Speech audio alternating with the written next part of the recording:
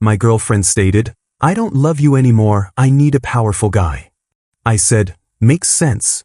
Then I took the position she hoped her new, powerful partner would secure at our firm. Emma's words hit me like a clinical diagnosis delivered with surgical precision, which I suppose was fitting since we both worked at Meridian Pharmaceuticals, though in very different capacities. I spent my days in the research lab developing drug formulations while she handled human resources, and after 6 years together, she'd apparently diagnosed our relationship as terminally flawed.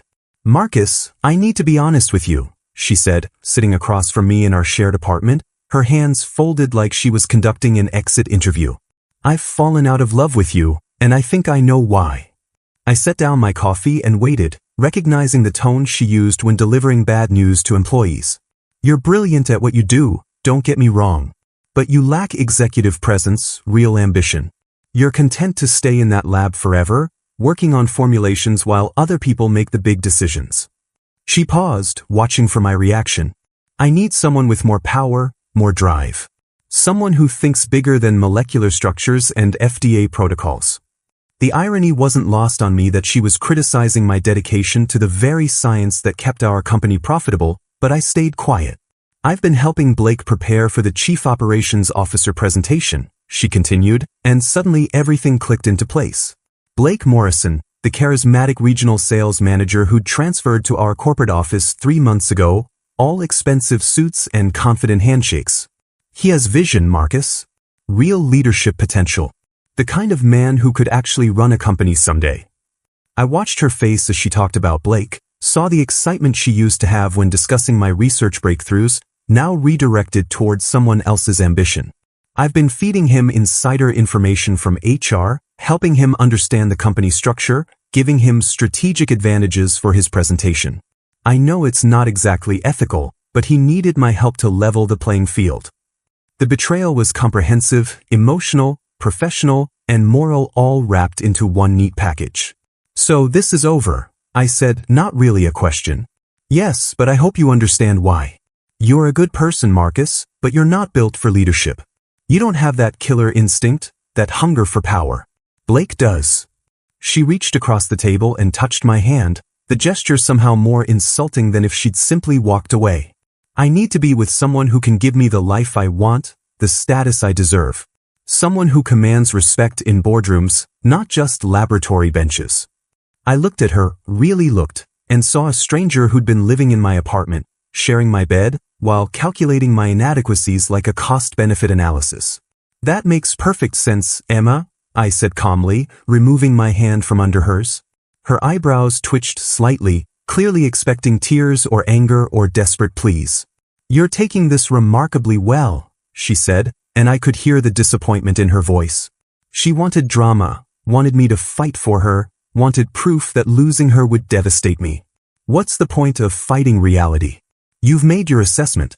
You think Blake represents power and I don't. You're probably right. The lie came easily because I'd learned something about myself in that moment. I did have that killer instinct she claimed I lacked. I just hadn't been properly motivated to use it until she'd handed me the perfect reason on a silver platter.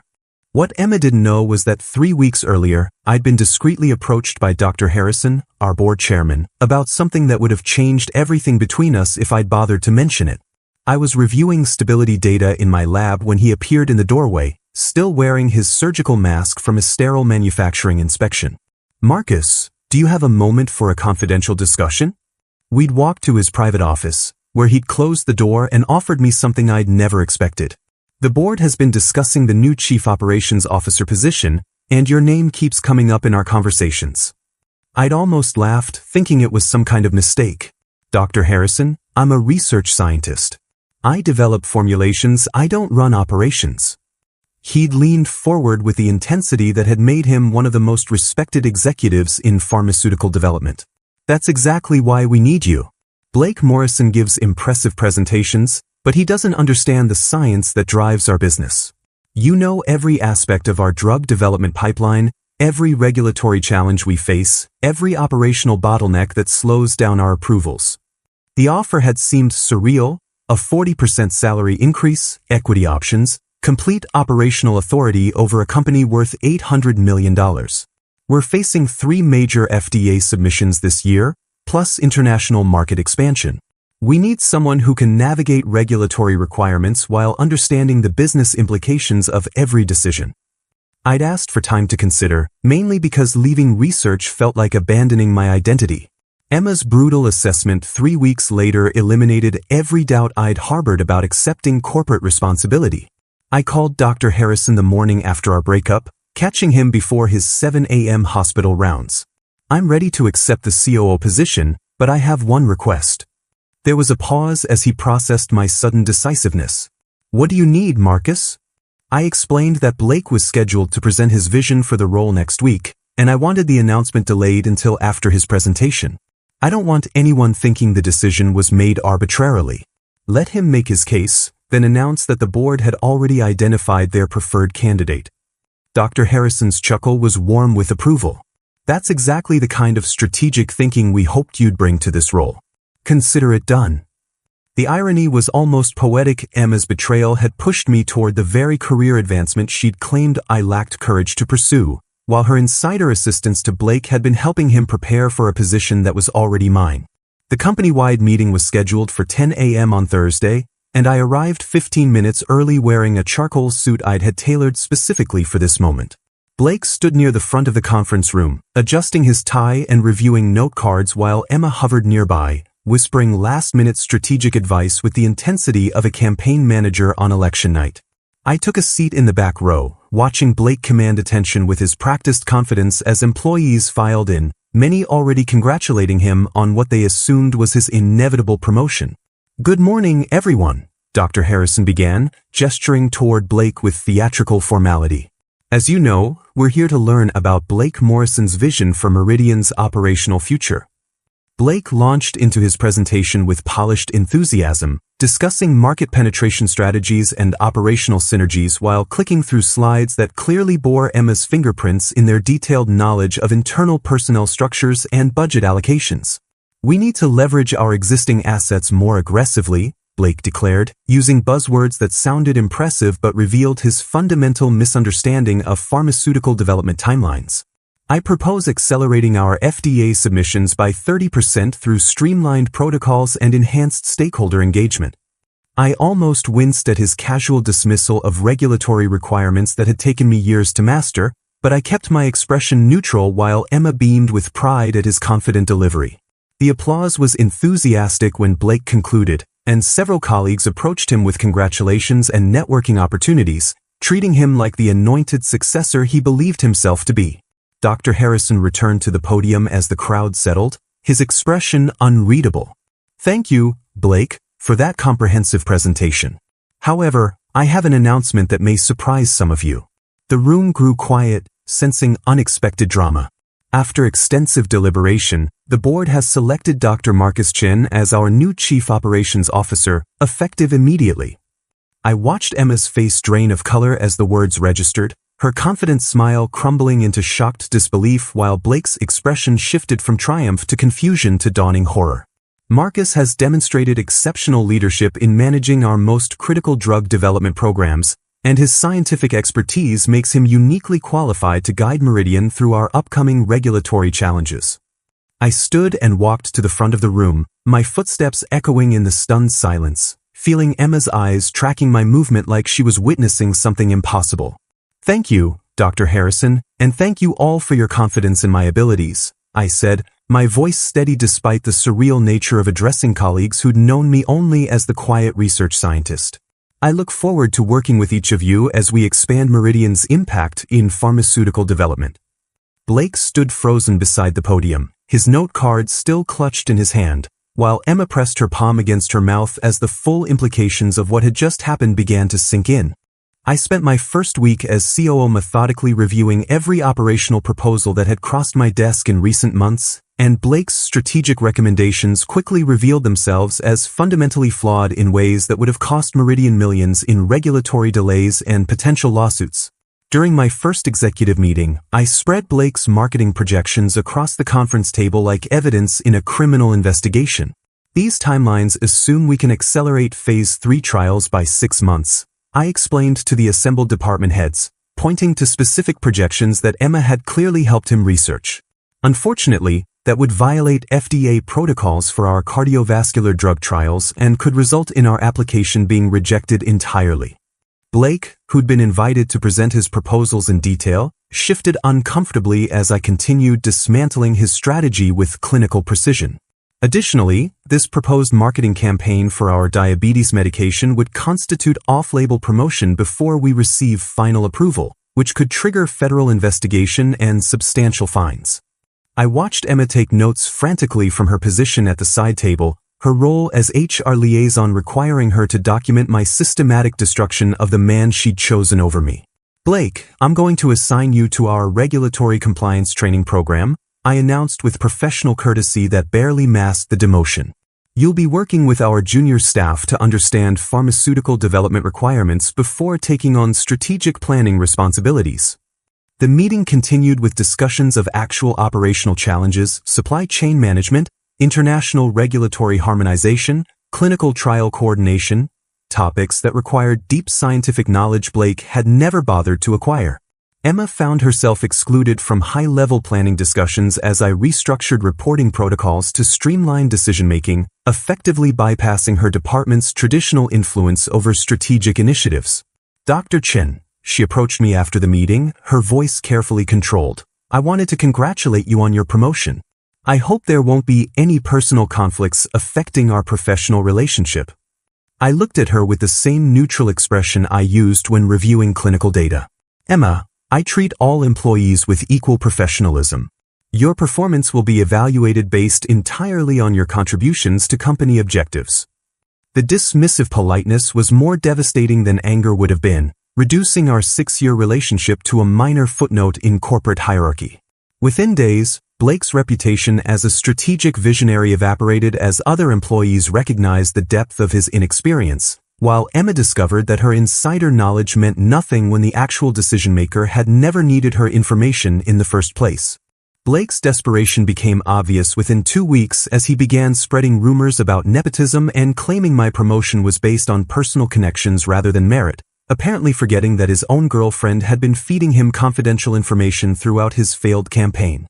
I heard Marcus only got the job because he's been here longer, he told anyone who would listen during lunch breaks, his voice carrying the bitter edge of someone watching their career crumble in real time. Emma, equally panicked about her own position, started documenting what she claimed were my retaliatory management decisions, building a case for hostile work environment while conveniently ignoring her own ethical violations. Their collaborative desperation reached its peak when Blake made the catastrophic decision to tamper with clinical trial data from a cardiovascular study I'd supervised 2 years earlier, apparently hoping to expose flaws in my previous work that would justify questioning my competence. I discovered his sabotage attempt immediately because I knew every data point in those trials by memory, having spent 18 months analyzing patient responses and adverse events with obsessive attention to detail that had driven Emma crazy during our relationship. These statistical correlations don't match the original dataset, I noted while reviewing quarterly reports, recognizing altered confidence intervals that Blake had modified to suggest methodological problems. The security footage was damning, Blake accessing my former laboratory database at 11 p.m. on a Tuesday, downloading files he had no authorization to review, then uploading modified versions that would have invalidated critical safety data if anyone had been foolish enough to trust his alterations. You realize this constitutes federal crime, not just corporate misconduct, I explained to Dr. Harrison when presenting my evidence, spreading printouts across his desk like a forensic investigator. Falsifying clinical trial data violates FDA regulations and could result in criminal prosecution. Emma's role in providing Blake with system access codes became apparent during the investigation, her desperation to help him succeed having pushed her into territory that threatened not just her career but her freedom. Their plan to undermine my credibility had spectacularly backfired, transforming them from corporate rivals into potential federal defendants while other employees rallied behind the leadership they finally recognized they'd needed all along. I handled Blake's sabotage attempt with the same methodical precision I'd used to develop successful drug formulations, presenting irrefutable evidence to the board and legal department without revealing any personal motivation behind my thoroughness. The documentation was comprehensive, time-stamped security footage, digital forensics showing file modifications, expert analysis confirming data manipulation, all compiled into a report that made Blake's termination inevitable and legally bulletproof. This is career-ending misconduct in our industry, I explained to the emergency board meeting, spreading evidence across the conference table like a prosecutor presenting a murder case. Data integrity violations make him unemployable at any legitimate pharmaceutical company. Blake's termination was announced that afternoon, security escorting him from the building while his personal belongings were packed and shipped to avoid any additional security risks or potential confrontations with colleagues who trusted his expertise. Emma faced her own reckoning when the investigation revealed her systematic violations of confidentiality policies, her provision of system access codes, and her role in facilitating what could have become a federal crime if Blake's tampering had gone undetected.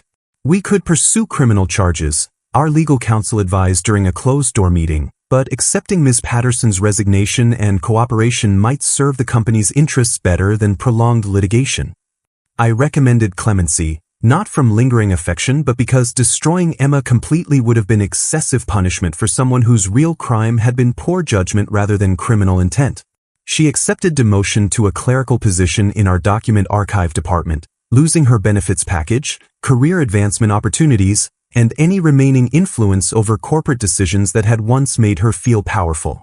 "Thank you for not pressing charges," she said during our final professional interaction, her voice barely above a whisper as she cleaned out her executive office.